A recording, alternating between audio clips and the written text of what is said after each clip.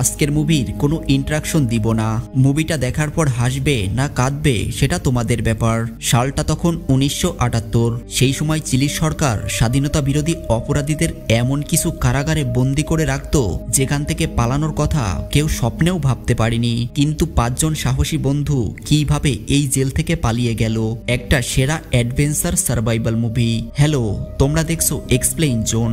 মুভির শুরুতেই আমরা চিলির একটি কারাগার দেখতে পাই, যেটা ওই সময়ে চিলির সবচেয়ে বিপজ্জনক কারাগারের মধ্যে অন্যতম, যেখানে প্রায় 120 জন কয়েদি বন্দি করে রাখা হতো। এখানে আমরা এই কারাগারের জেলারকে দেখতে পাই, যার নাম ছিল অ্যাংদ্রিদ। সে খুবই নিষ্ঠুর প্রকৃতির লোক। তার মধ্যে দয়ামায়া কোনোটাই ছিল না। তার কাছে কয়েদি মানে কোনো মানুষ নয়, এক ধরনের জানোয়ার। তিনি সকল কয়েদিদের সতর্ক করেন যে কেউ যদি ভুল করেও এখান থেকে পালানোর চেষ্টা করে তাহলে তাকে গুলি করে হত্যা করা হবে। এই কথা শুনে কয়েদিরা আরো ভয় পেয়ে যায়। কিন্তু এর মধ্যে এমন 5 জন কয়েদি ছিল যাদের মধ্যে ভয়ের কোনো চিহ্ন পর্যন্ত ছিল না। এনার নাম হলো লিওন।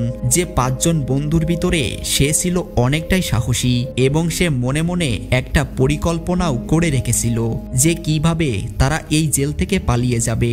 তখন সেই জেলার সবাইকে যার যার ব্যারাক বেছে নেওয়ার সিদ্ধান্ত নেয়। দেখো, জেলের ভিতরে কয়েদিদের বন্দি করে রাখার জন্য যে ছোট ছোট রুম বা কক্ষ থাকে সেগুলোকেই ব্যারাক বলা হয়। এখানে লিওন 50 নম্বর ব্যারাক বেছে নেয়, কারণ সে আগে থেকেই জানতো যে 50 নম্বর ব্যারাকের নিচে এমন একটি পথ আছে যার সাহায্যে তারা খুব সহজেই জেল থেকে পালিয়ে যেতে পারবে।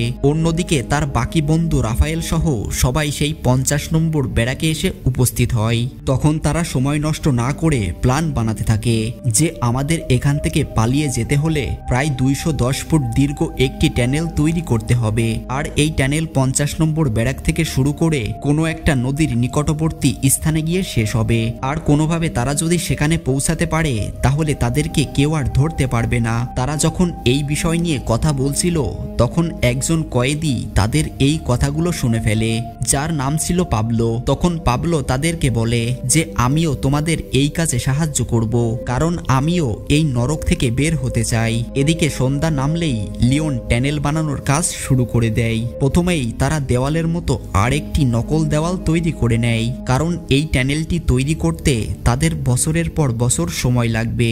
আর এই নকল দেওয়ালটি তাদেরকে অনেকটাই ধরা পড়ে যাওয়ার হাত থেকে রক্ষা করবে। মানে কোনো পুলিশ অফিসার বুঝতেই পারবে না যে তারা এই দেওয়ালের ভিতর দিয়ে পালিয়ে যাওয়ার জন্য কোনো একটি ট্যানেল বা সুড়ঙ্গ তৈরি করছে। পরের দিন সকালে লিওনের বন্ধু তার হাতে থাকা গিটারের ভিতর থেকে অনেক বড় একটা স্ক্রু ড্রাইভার বের করে লিওনের হাতে দেয়। লিওন তখন স্ক্রু ড্রাইভারের সাহায্যে দেয়ালে গর্ত করতে শুরু করে এবং গর্ত করতে করতে একটা সময় পর সেখান থেকে কিছু ইট ভেঙে মেঝেতে পড়ে যায় এবং সবাই সেখানে বিশাল বড় একটি সুড়ঙ্গ দেখতে পায়। ওইদিকে শব্দের আওয়াজ পেয়ে কিছু পুলিশ অফিসার তাদের দিকেই এগিয়ে আসছিল। তখন বাইরে থাকা কিছু বন্ধুরা এই বিষয়টা লিওনকে জানালে সে সঙ্গে সঙ্গে সেই সুড়ঙ্গের মুখে আগে থেকেই তৈরি করা সেই নকল দেওয়ালটা লাগিয়ে দেয়। ফলে তারা সেই যাত্রায় কোনোভাবে বেঁচে যায়। পুলিশ অফিসার সেখান থেকে চলে গেলে লিওন এই বিষয়টা সকলকে জানায় যে তাদের আসল কাজ শুরু হবে নিচতলা থেকে। এই সুড়ঙ্গের মাধ্যমে প্রথমে তাদেরকে পৌঁছাতে হবে নিচতলায় এবং নিচতলায় একটি কম্পার্টমেন্ট থেকে তাদের ট্যানেল খোঁড়ার কাজ শুরু করতে হবে। তখন লিওন বুদ্ধি করে সেখানে থাকা একটি রেডিওতে গান চালিয়ে দেয়, যাতে তারা দেওয়ালে গর্ত করার সময় যে আওয়াজগুলো হবে সেগুলো যেন সেখানে থাকা পুলিশের কান পর্যন্ত না পৌঁছায়। মানে তারা প্ল্যান করে কাজগুলো চালিয়ে যাচ্ছিল। ধীরে ধীরে তারা দেওয়াল ভেঙে সুড়ঙ্গ তৈরি করে। এইভাবেই দেখতে দেখতে প্রায় 70 দিন কেটে যায়। সবার চোখের আড়ালে একটু একটু করে সুড়ঙ্গ তৈরি করছে এবং পুলিশের হাতে সে যেন কোনোভাবেই ধরা না পড়ে সেই জন্য তার বাকি বন্ধুদের ওই দিকে নজর রাখতে বলে, যাতে কোনো পুলিশ আসা মাত্রই সে যেন লিওনকে এই বিষয়টা জানিয়ে দিতে পারে। কিন্তু তারা যখন এই কাজগুলো করছিল তখন অস্কার নামে একজন কয়েদি তাদের উপর কেমন যেন একটা সন্দেহ হয়। সে ভাবতে থাকে যে এই লোকগুলো হয়তো জেল পালানোর পরিকল্পনা করছে। সে সবসময় তাদের উপর নজর রাখত। অন্যদিকে লিওন সুড়ঙ্গের গভীরতা মেপে বুঝতে পারে যে এতদিন ধরে সে 10% কাজও শেষ করতে পারেনি। আর সে যদি এভাবেই দিনের পর দিন কাজ করে যেতে থাকে তাহলে এখান থেকে বার হতে হয়তো প্রায় কয়েক বছর সময় লেগে যাবে। তাই সে সিদ্ধান্ত নেয় যে এই কাজে কাজে তার আরও লোকের দরকার। তখন বাইরে এসে লিওন সবাইকে এই বিষয়টা জানায় যে আমি যদি এই কাজ একাই করতে থাকি তাহলে এখান থেকে বের হতে কত বছর সময় লাগবে এটা হয়তো আমি নিজেও বলতে পারছি না। তখন সেখানে থাকা কিছু বন্দীরা অনেকটাই চিন্তায় পড়ে যায়, কারণ আর অল্প কিছুদিনের মধ্যেই তাদের ফাঁসি হতে চলেছে। আর এখন যদি তারা এখান থেকে পালিয়ে যেতে না পারে তাহলে তাদের মৃত্যু নিশ্চিত। তখন লিওনের সাথে আরও কিছু কয়েদি খনন করার কাজে যুক্ত হয়, কিন্তু লিওন প্রথমেই তাদেরকে বলে দেয় যে কাজ শেষে হাত পা এমনকি জামা কাপড়ও ভালোভাবে ধুয়ে ফেলতে হবে, কারণ গায়ে যদি কোনোভাবে মাটি লেগে থাকে তাহলে তারা খুব সহজেই পুলিশের হাতে ধরা পড়ে যাবে। আর এভাবেই কেটে যায় প্রায় ৮৬ দিন। আমরা একজন কয়েদিকে দেখতে পাই যার নাম ছিল অস্কার। সে প্রথম দিন থেকেই তাদের উপর নজর রাখছিল। তখন অস্কার তাদেরকে ডেকে বলে যে তোমরা যেটা করছো সেটা আমি খুব ভালোভাবেই জানি। দেখো, তোমরা যদি আমাকে তোমাদের এই কাজে যুক্ত না করো তাহলে আমি কিন্তু পুলিশকে সবকিছু বলে দিব। তখন কোনো উপায় দেখতে না পেয়ে অস্কারকেও তাদের দলে করে নেয়। আর এভাবেই দেখতে দেখতে তারা সংখ্যায় প্রায় ৩০ জনের মতো হয়ে যায়। তারা সকলেই একটু একটু করে সুড়ঙ্গ খনন করতে থাকে। তখন লিওন সবাইকে বলে যে আমাদের বাইরে থেকে সাহায্য করার মতো একজন লোকের দরকার, কারণ বাইরে থেকে কারোর সাহায্য ছাড়া আমরা কোনোভাবেই এখান থেকে পালিয়ে যেতে পারবো না। তখন রাফায়েল বলে যে এই কাজে আমার স্ত্রী আমাদের সাহায্য করবে। আর এইভাবেই কেটে যায় প্রায় ১৮২ দিন। এমনই একদিন কারাগারে বন্দী থাকা কয়েদিদের দেখতে আসে তাদের স্বজনরা।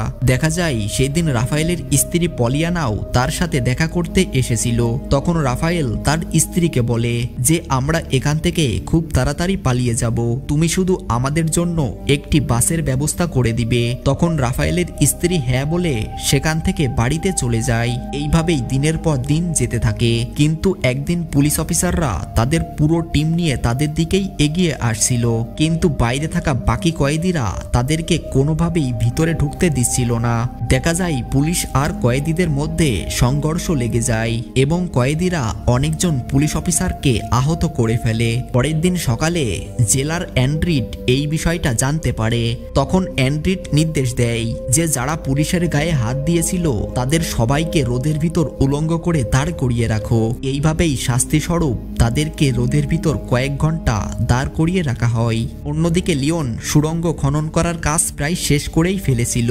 তারা মাটির এতটাই গভীরে চলে এসেছিল যে সেখানে পর্যাপ্ত পরিমাণ অক্সিজেন ছিল না, যার কারণে তাদের নিঃশ্বাস নিতে অনেকটাই কষ্ট হচ্ছিল। তখন রাফায়েল একজন লোকের কথা বলে যার নাম হুগো। তার কাছে এমন একটা মেশিন ছিল যার সাহায্যে তারা খুব সহজেই অক্সিজেনের ব্যবস্থা করে ফেলে।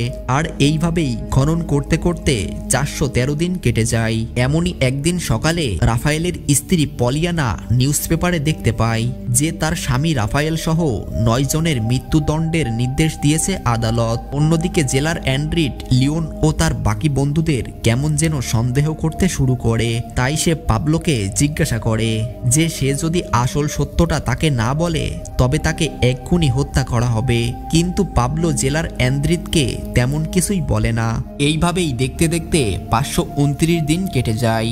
লিওন তখন বুঝতে পারে যে আর মাত্র ৪২ ফুট সুড়ঙ্গ খনন করতে পারলেই তারা এখান থেকে বের হওয়ার রাস্তা পাবে।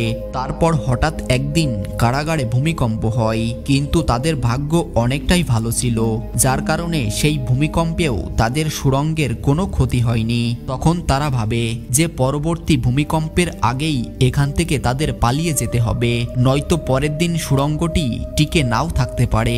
এবং দিনের পর দিন কষ্ট করার পর তারা অবশেষে সুড়ঙ্গটি খনন করতে সক্ষম হয়। এটা ছিল তাদের ৫৬৭তম দিন। রাতে সবাই মজা করে টিভি দেখছিল, কারণ কাল সকাল হওয়ার আগেই তারা এই জেল থেকে পালিয়ে যাবে। সেই দিন রাতেই ২ জন কয়েদি পালিয়ে যায়। এরপর একে একে ৪৯ জন কয়েদি সেই সুড়ঙ্গের ভিতর দিয়ে যেতে থাকে। অন্যদিকে পাবলো এখনো সেই জেলেই ছিল। সে যখনই সেই সুড়ঙ্গের ভিতর ঢুকতে যাবে এমন এমন সময় সেখানে অস্কার চলে আসে এবং বলে যে আমি এক্ষুনি এই বিষয়টা পুলিশকে জানিয়ে দিব, কিন্তু পাবলো তাকে এই বিষয়টা পুলিশকে জানাতে নিষেধ করে এবং দেখা যায় তাদের মধ্যে সংঘর্ষ শুরু হয়। আর এক পর্যায়ে অস্কার পাবলোকে মেরে অজ্ঞান করে ফেলে। অন্যদিকে বাকি 49 জন কয়েদি বাইরে চলে আসে। দেখা যায় রাফায়েলের স্ত্রী পলিয়ানা আগে থেকেই সেখানে একটি বাস নিয়ে এসেছিল। পলিয়ানা তাদের জন্য নতুন পোশাক এমনকি পাসপোর্টের ব্যবস্থা করে দেয়, কিন্তু অস্কার এখনো আসেনি। তারা অস্কারের জন্য অপেক্ষা করতে থাকে। অন্যদিকে অস্কার এতটাই আহত ছিল যে কোনোভাবেই সে পালিয়ে যেতে পারেনি। ঠিক এমন সময় কারাগারে সাইরেন বেজে ওঠে। তখন পুলিশ অফিসাররা এসে দেখতে পায় যে কারাগারে গোপন সুড়ঙ্গের মাধ্যমে 49 জন কয়েদি পালিয়ে গেছে। অন্যদিকে লিওন ও তার বাকি বন্ধুরা শেষ পর্যন্ত অস্কারের জন্য অপেক্ষা করে সেখান থেকে চলে যায়। এইভাবেই তারা চিলির সেই ভয়ঙ্কর জেল থেকে মুক্তি পায়। ইতিহাসে এখনো পর্যন্ত এটাই সবচেয়ে বড় জেল পালানোর ঘটনা ছিল। আর এখানেই শেষ হয় আমাদের আজকের মুভিটা। ভিডিওটা ভালো লাগলে একটি লাইক করে দিও, আর চ্যানেলে যদি তুমি নতুন হয়ে থাকো তাহলে সাবস্ক্রাইব করে রাখো এরকম ভিডিও দেখতে চাইলে।